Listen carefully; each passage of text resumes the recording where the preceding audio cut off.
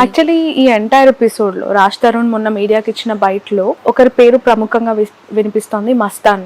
అతను ఎవరు అసలు?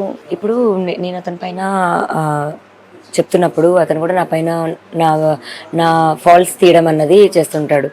సో మస్తాన్ అనే అబ్బాయి నన్ను పెళ్లి చేసుకోకుండా మోసం చేశాడని నేను కేసు పెట్టలేదు. మాకు ఇష్యూస్ అవుతున్నాయి. దానిలో ఉన్న సెక్షన్స్ వేరు. దానిపైన నేను కేసు పెట్టాను. మేము ఫైట్ చేస్తున్నాం. ఏమని కేసు పెట్టారు మీరు? గుంటూరులో ఎందుకు కేసు పెట్టాల్సి వచ్చింది తన పైన? సో మైండ్ గేమ్స్ అన్నవి చాలా జరిగాయండి. మస్తాన్ వాళ్ళ ఇంటికి మేము వెళ్ళినప్పుడు పార్టీ జరుగుతున్నాం. పార్టీ అప్పుడు అంటే నేను ఈ రోజు వరకు ఇంకా చెప్పలేదు అది. సో డ్రెస్ మార్చుకుంటున్నప్పుడు మేము అక్కడ కెమెరా ఉండింది. సో అంటే ఎక్కువ ఏదో డ్రెస్ కూడా కాదు, జస్ట్ టీ షర్ట్ మేము ఎలా మార్చుకుంటున్నాం, ఎందుకంటే నా డ్రెస్ పైన డ్రింక్ పడింది అనమాట. సో అలా తలుపు కూడా వేసుకోలేదు, జస్ట్ టీ షర్టే కదా అని ఇట్లా వేసుకుంటున్న టైంలో మా చెల్లి ఒక అమ్మాయి అక్క కెమెరా ఉందక్క అంది. మేము హే కెమెరా దేర్ కదా అంటే ఈ సైడ్ ఇట్స్ నాట్ వర్కింగ్. అలాంటి ఒక టైంలోని ఇంకో ఫ్రెండ్ వాడు వచ్చి, వాడు సరదాగా అన్నాడో మరి ఏడిపించాడో మరి మైండ్ గేమో ఏమో తెలీదు, కెమెరా ఇక్కడ ఈ యాంగిల్ కాకుండా ఇప్పుడు కొంచెం ఇలా పెడితే బాగుంటుంది కదా, అలా ప్లేస్ అన్నవి జరిగాయి అనమాట. నిజమో కాదా తెలుసుకుందాము చూద్దాము అనుకున్న ఒక ప్రాసెస్లోని ఇదంతా నా భయం నాకుంటుంది, పనిచేస్తుందా లేదా అని, అతనికి ఉంటుంది. అలా ఒక దాంట్లోని కొట్టుకునేలాగా వచ్చి గొడవ పడితే ఆ గొడవ దానికి పెట్టిన కేసు. ఓకే, వాస్తవ స్టోరీ అయితే దాన్ని అతను తీసుకొచ్చి ఇప్పుడు ఏమీ లేకపోతే why will I even go for case. Okay, ఒకళ్ళు ఇష్టం అయితే why will I even go for case. రిలేషన్షిప్లో ఉంటే why will I go for case. ఇప్పుడు రాజు ఇక్కడ నన్ను వదిలేసాడని కేసు పెట్టాను నేను. ఓకే, అక్కడ అతను వదిలేసాడన్నా లేకపోతే అతను కావాలనో బట్ మస్తానికి మీకు ఒక ఇల్లీగల్ ఎఫ్ఐఆర్ ఉందని రాజ్ తరుణ్ ఎలా చెప్తూ ఉన్నారు? ఆ కేసు కూడా అందుకే పెట్టారు, పెళ్లి చేసుకోలేదని కాబట్టి. లేదు ఇన్ దట్ కేసు మళ్ళీ ఇతను ఎందుకు అడుగుతున్నాను అంటే ఇప్పుడు మస్తాన్ వదిలేసాడు నన్ను, తప్పు అది కాదు. సో ఈవెన్చువల్లీ ఏమైందంటే 10 members ఉన్నప్పుడు మైండ్ గేమ్స్ అవి అన్నప్పుడు ఒకరొకరు అనమాట కట్ డౌన్ అవుతూ వచ్చారు. అలా 10లో 9, 8, 7, 6 వచ్చినప్పుడు నేను మస్తాన్ మాత్రమే ఉన్నాను. డైరెక్ట్గా అసలు ఏం జరిగిందని తన వర్షన్ తను, నా వర్షన్ నేను, మొత్తం క్లియర్గా మేము మాట్లాడుకున్నప్పుడు ఎవరేంటి ఎంత మేము నష్టపోయామన్నది మాకు అర్థమైంది. So we decided to take the cases back, but will do it అని అనుకుంటున్న ఒక టైంలోని డ్రగ్ కేసు అన్నది జరిగింది. ఓకే, అప్పుడు ఎందుకు నా పేరుంది అన్న దాంట్లోని మన కాల్స్ ఉన్నాయి మస్తాన్ ఉన్న దాంట్లో. సో మస్తాన్కి ఆ యూనిత్ రెడ్డికి జస్ట్ కాల్ ఉండడం వల్ల మాత్రమే ఆ డ్రగ్ కేసులో నా పేరుందండి. నేను కొనలేదు, నేను అమ్మలేదు. ఓకే, ఒక అంటే ఫెయిర్ క్వశ్చన్, ఆన్సర్ కూడా ఫెయిర్గా చెప్పండి లావణ్య. నిజంగానే డ్రగ్ అలవాటు ఉందా మీకు? ఏవండి, ఇప్పుడు నేను గోవాలో డీజేయింగ్కి వెళ్ళాను. నాకు అక్కడ ఇప్పుడు పార్టీ ఫ్రెండ్స్ అన్నది ఖచ్చితంగా ఉంటుంది. బట్ నేను మానేసి మళ్ళీ వచ్చింది కూడా 2021లో వచ్చాను. ఇప్పుడు 24 మళ్ళీ నేను గోవా వెళ్ళాలి. ఇప్పుడు 2 years నేను గోవా వెళ్ళాలి. నేను వెళ్ళినప్పుడు, నేను చేయనప్పుడు, ఆ ఫ్రెండ్సే ఉండనప్పుడు నేను ఎలా చేస్తాను? అండ్ ఇప్పుడు నేను ఈ కోపంలో రాజ్ తరుణ్ చేస్తాడు, రాజ్ తరుణ్కి అలవాటు ఉందని నేను చెప్పొచ్చు. నేను అలా చెప్పను, నింద కూడా వేయను. అబ్బాయికి అలవాటు లేదు, అలా చేసే ఫ్రెండ్స్ నాకు లేరు, నా ప్రపంచంలో వాళ్ళు ఎవరు లేరు, అది నిజం. ఓకే, బట్ చెయ్యని ఈ నేరానికి, చెయ్యని మీ ఇన్వాల్వ్మెంట్ లేని మరి ఏం చూపిస్తాడు? ఇప్పుడు మిమ్మల్ని ఎందుకు అంత బలి చేసి A7 A9 గా మిమ్మల్ని A11 గా నేను A9 గా మస్తాన్ని పెట్టి అన్ని రోజులు జైల్లో ఉంచి. సో ఇప్పుడు మస్తాన్ అనే అతను ప్రభాకర్ రెడ్డి గుంటూరు నివాసులు అండి. వాళ్ళు ఫ్రమ్ గుంటూరు. వాళ్ళు ఫ్రెండ్స్ అయి ఉండొచ్చు, వాళ్ళు ఇంకేదైనా అయి ఉండొచ్చు. మరి వాళ్ళు దొరికారు అన్న దాంట్లో మస్తాన్ పాత్ర ఉందో లేదో నాకు తెలియదు, నాదైతే లేదు. అక్కడ మేము ఒకటేసారి కలిసి వాష్ చేసుకుందాం అనుకున్నాం. నేను కూడా ఒకటే లాయర్ని పెట్టుకుంటాను అని మేము మాట్లాడుకోవడం జరుగుతుంది. అతని కేసుది ఒకేసారి తీపిచ్చేద్దాము, ఒక ఫ్లోలోనే వెళ్దాము అనుకుంటున్న ప్రాసెస్ అది. అండ్ రాజు ఇప్పుడు ఏం చూపిస్తున్నాడు? ఆల్రెడీ ఒక కేసు అయినా మస్తాన్ది చూపిస్తున్నాడు, ఆల్రెడీ నా డ్రగ్ కేసు చూపిస్తున్నాడు. అవి ఆల్రెడీ అయింది, పనిష్మెంట్ తీసుకున్నా, జైలు కూడా వెళ్ళొచ్చాను నేను. ఏమైనా ఉంటే కోర్టు చెప్తుంది, మళ్ళీ అది కొత్తగా ఇతను చూపించేది ఏంటి? ఆ ఇష్యూ ఏమైనా గ్యాప్ క్రియేట్ చేసిందా? లేదండి, 100% కాదా? ఓకే, మాల్వి మల్హోత్రాని మీరు కాల్ చేసి రిటర్న్ చేశారా? ఆవిడ మిమ్మల్ని కాల్ చేసి రిటర్న్ చేసిందా? ఈ అటు నుంచి అటు ఈక్వలెంట్ వైబ్రేషన్ ఏమీ లేకుండా నేను ఆమె థ్రెటన్ ఎందుకు చేస్తాను? ఫస్ట్ నేను మాట్లాడడం జరిగింది, వద్దు అని చెప్పడం జరిగింది. ఆమె ఏమీ లేదని అనేది నాకు స్లోగా కాల్ రికార్డ్స్ ఇవన్నీ దొరికేది. అసలు నేను మాట్లాడనే లేదు, ఎగ్జాంపుల్ నేను మాట్లాడనే లేదు అని అంటది. అతని ఫోన్లో ఇప్పుడు మాట్లాడుతున్నప్పుడు ఫోన్ మాట్లాడుతున్నాడు, వెంటనే తర్వాత నెంబర్ డిలీట్ చేయడము, అలా డౌట్ అలా వస్తుంటుంది స్లోగా. We can catch them, you know it. అట్లా దొరికేసేవాడు. అబద్ధాలు చెప్పుకుంటూ వాళ్ళ ఊబిలో వాళ్ళే పడ్డారు. కొట్లాడేది నాతో, ఏమీ లేదు అని కొట్లాడేది, ఉంది అని నేను చూపించేదాన్ని. ఇంకా అలా స్టార్ట్ అయింది, మాకు థ్రెట్ లాగా అయింది ఇంకా. And she told me that ఇంకా నేను వదలను అబ్బాయిని అని. ఆమె ఎవరు అసలు వదలకపోవడానికి? అప్పుడు రాజ్ తరుణ్ మీరు అడగాల్సింది కదా, తనని కాదు కదా మీరు. అంటే అయిపోయింది కదా, it was open again. So ఇప్పుడు ఏం కోరుకుంటున్నారు లావణ్య మీరు? అంటే రాజ్ తరుణ్ని కావాలి అని అనుకుంటే అతను ఖచ్చితంగా మొన్న ఇచ్చిన బయటలోనే క్లారిటీ ఇచ్చారు మీకు, తను ఏం మాట్లాడుతున్నారు, ఎంత ఎక్కడ దాకైనా వెళ్తాను ఇది అని. ఇప్పుడు ఓకే సరే మస్తానని అఫేర్ అని చూపిస్తున్నాడు, ఒక అబ్బాయితో అఫేర్ పెట్టుకుంటే అంటే ఇప్పుడు ఈక్వల్ దాంట్లోని అమ్మాయి అబ్బాయికి ఈక్వల్ రైట్స్ అని అంటారు. ఏదో ఇప్పుడు అబ్బాయి తప్పు చేస్తే అమ్మాయి చేయొద్దని కాదు. సరే నా తప్పని చూపిస్తున్నాడు, అదే తప్పు మరి అతను చాలాసార్లు చేశాడు కదా, లేదా ఇప్పుడు యాక్సిడెంట్ అనో లేకపోతే ఇంకేదో అంటే రీజన్ చూపిస్తావు వదిలేయడానికి నువ్వు అన్నది ఒకటే. ఏదున్నా సరే ఉన్నాను నేను, ఇన్ని సంవత్సరాలు ఉన్నాను, 1 సంవత్సరం 2 సంవత్సరాలు కాదు. అండ్ డబ్బులు ఇవ్వలేదని చేస్తుంది, డబ్బుల కోసం చేస్తుంది అని అంటే నేను అసలు ఏది కొనుక్కోలేదు నాకంటూ. నేను ఇప్పుడు ఎలా ఉన్నానో అంతే. పోనీ అది కాకుండా లావణ్య ఇంకోటి వెనక ఉంది, ఇప్పుడు మీకు అపియరెన్స్గా కనిపించేది అమ్మాయి కాదు ఇంకోటి ఉంది అని మీరు నేను తెలిసిన వాళ్ళు ఎవరిని అడిగినా నేను రెడీ దానికి. So but I can't job చేయకుండా పక్కా హోమ్ మేకర్ గానే ఉండిపోయాను అంటున్నారు. అసలు జాబ్ ఎందుకు మానేయాల్సి వచ్చి? ఏం జాబ్ చేసేవాళ్ళు మీరు? అంటే జాబ్ మానేయాలని కాదు, నేను ఏరోస్టెస్ ట్రైనింగ్ చేశాను అండ్ సింగపూర్ వెళ్ళి MBA చదువుకొని వచ్చాను. సో ఇప్పుడు నేను ఏమైనా చేయాలంటే నేను హాస్పిటాలిటీ ఇది ఉండాలి. అండ్ నాకు కూడా యాక్టింగ్ ఇది ఇష్టం. షార్ట్ ఫిల్మ్స్ చేశాను, అంటే అంత పెద్దగా అవ్వకపోవచ్చు బట్ చిన్నవే, అంటే చిన్నవే చేశాను. ఏదో మైలా అని షార్ట్ ఫిల్మ్ ఉంటుంది యూట్యూబ్లో, నా వరకు మంచిగా రీచ్ అయింది, పీపుల్ మంచిగా యాక్సెప్ట్ చేశారు నన్ను. అలాగే కంటిన్యూ చేసుకుంటే బాగుండేదేమో. నేను ఇతను ఎక్కువ నమ్మేశాను and he asked me to not to do it. అంటే నాకు జెలస్ ఫీలింగ్ వస్తుంది అనేవాడు, లేకపోతే ఇంకేదో నాకు నచ్చదు అనేవాడు.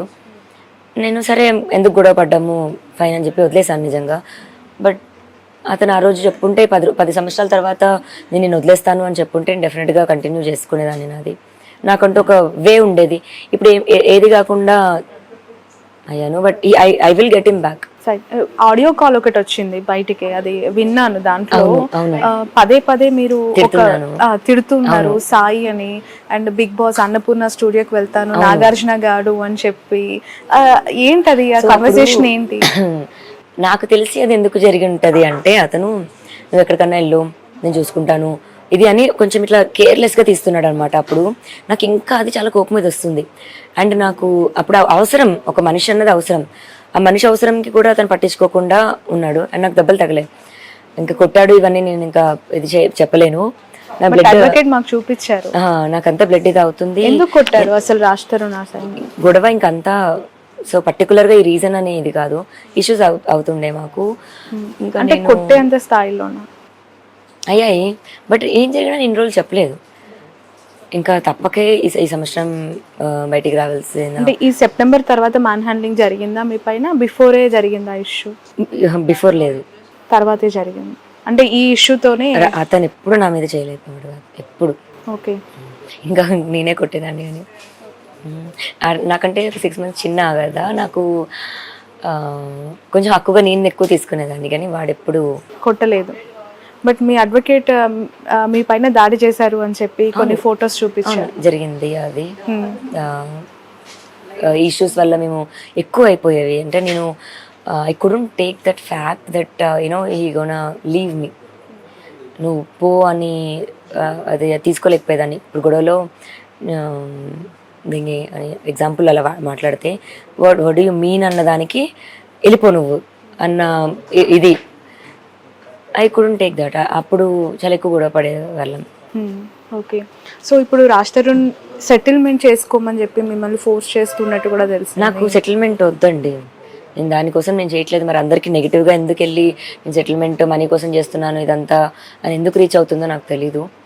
నాకు ఏం ఆఫర్ చేశారు అంటే ఇప్పుడు నేను డిపెండెంట్ అయ్యాను. ఇప్పుడు హౌస్ వైఫ్స్ అంటేనే ఇంకా డిపెండెంట్. అదే as I was not working, నాకు ఇంకా మనీ పే ఎక్కడి నుంచి వస్తుంది? He has to pay. ఇన్ని సంవత్సరాలు చేశాడు, మరి ఇవన్నీ గోస్ మరి నా పరిస్థితి ఏంటి అని అడుగుతాం.